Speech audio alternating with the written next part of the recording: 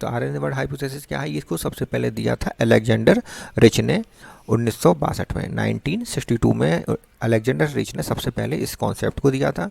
इसको ये टर्म, कौन सा टर्म, आरएनए बर्ड जो टर्म है सबसे दिया था गिलबर्ट ने 1986 में।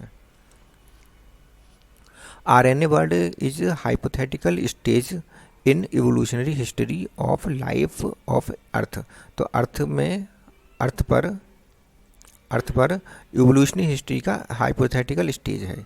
ये अर्थ पर जीवन की इवोल्यूशनरी हिस्ट्री का हाइपोथेटिकल स्टेज माना जाता है, जिसमें ये बताया जाता है कि self replicating RNA proliferated before the evolution of DNA and protein और डीएनए से पहले सेल्फ रिप्लिकेटिंग आरएनए का इवोल्यूशन हुआ था।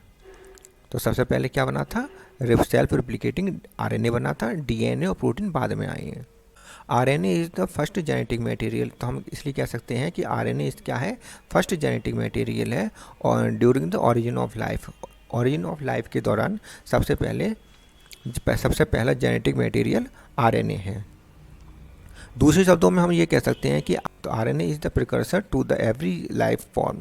सभी जितनी प्रकार की भी लाइफ फॉर्म है इस समय मौजूद हैं, उन सब का प्रिकर्सर आरएनए है, क्योंकि आरएनए ही सबसे पहला जेनेटिक मटेरियल है। इसी के कारण रेप्लिकेशन होता था, स्प्लाइसिंग होती थी, कैटालाइटिक एंजाइमेटिक प्रॉपर्टी होती थी।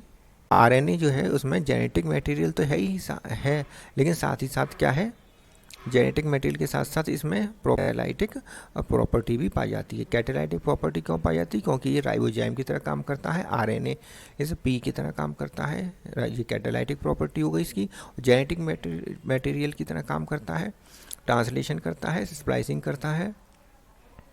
इसके कुछ एविडेंस हमें देखने को मिलते हैं आज के समय में। ये राइबोसोम में इसमें पाया जाता है, site acetyl coenzyme ANADH FADH और अन्य कोएंजाइम्स में भी ये पाया जाता है। राइबोजाइम्स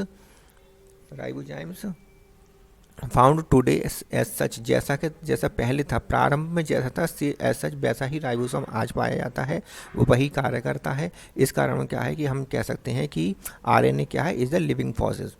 आरएनए को लिविंग फॉसिल्स माना जाता है। क्यों माना जाता है, क्योंकि जो इसका राइबोजाइम है, कैटालाइटिक प्रॉपर्टी में राइबोजाइम बताया गया, तो राइबोजाइम जो है जो पहले भी ओरिजिन टाइम में भी ऐसा ही था और आज भी वैसा ही है, इसमें कोई चेंजेस नहीं आए हैं। चेंजेस ना आने की वजह से ही हम इसको कह सकते हैं कि आरएनए एक लिविंग फॉसिल्स है। रेगुलेटर्स ऑफ जीन एक्सप्रेशंस, जैसे कि बैक्टीरिया, प्लांट्स और आर्किया, इन सब में क्या होता है कि इनमें जीन एक्सप्रेशन का काम को रेगुलेट करता है, स्विच ऑफ स्विच ऑन का भी कार्य करता है। इसलिए हम कह सकते हैं आरएनए स्विचेस का नाम भी इसे दिया गया है। इसके अलावा टेम्परेचर चेंज के आधार पर के रेस्पॉन्स पर जीन एक्सप्रेशन को रेगुलेट करने का काम भी करता है, इसलिए इसे हम आरएनए थर्मो रेगुलेटर्स भी कहते हैं। प्रारंभ से ही आरएनए कैटालाइटिक प्रॉपर्टी करता है, जेनेटिक मटेरियल की तरह काम कर रहा है, फिर भी हमें डीएनए की आवश्यकता क्यों हुई, क्योंकि आरएनए से मोर स्टेबल क्यों होता है, क्योंकि आरएनए में जो राइबोस शुगर है उसमें दूसरे कार्बन पर OH ग्रुप पाया जाता है, जो कि मोर रिएक्टेबल है। इस कारण आरएनए भी मोर रिएक्टेबल है और अनस्टेबल है। जबकि डीएनए में डीऑक्सीराइबोस शुगर पाई जाती है, और ये डीऑक्सीराइबोस शुगर में सेकंड कार्बन पर ऑक्सीजन नहीं होती है, जिस कारण ये रिएक्टिव नहीं है। रिएक्टिव ना होने के कारण ये मोर स्टेबल है। दूसरी बात यह है कि इसमें थायमिन पाया जाता है, जिसमें मिथाइल ग्रुप पाया जाता है, इस कारण थायमिन क्या है, मोर स्टेबल है। जबकि आरएनए में यूरासिल पाया जाता है, यूरासिल में मिथाइल ग्रुप नहीं होता, जिस कारण ये स्टेबल नहीं है। दूसरी बात हम दे सकते हैं, दूसरा पॉइंट, कि DNA repairing is more easily than the RNA repairing. तो आरएनए रिपेयरिंग से ज़्यादा इजीली रिपेयरिंग किसकी होती है, डीएनए की हो सकती है। क्यों, क्योंकि आरएनए कैसा है, एक सिंगल स्टैंडर्ड है।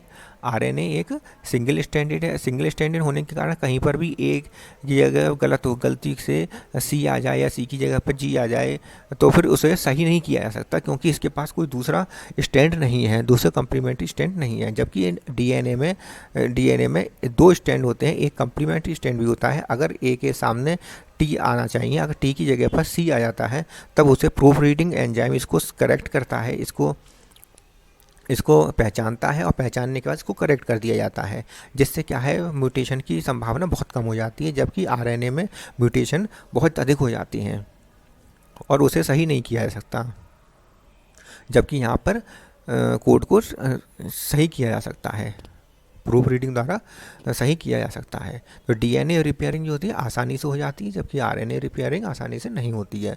तो यहाँ क्या लिखा हुआ है, due to the presence of the complementary strand, complementary strand पाया जाता है डीएनए में, इसीलिए आसानी से रिपेयरिंग डीएनए रिपेयरिंग हो जाती है।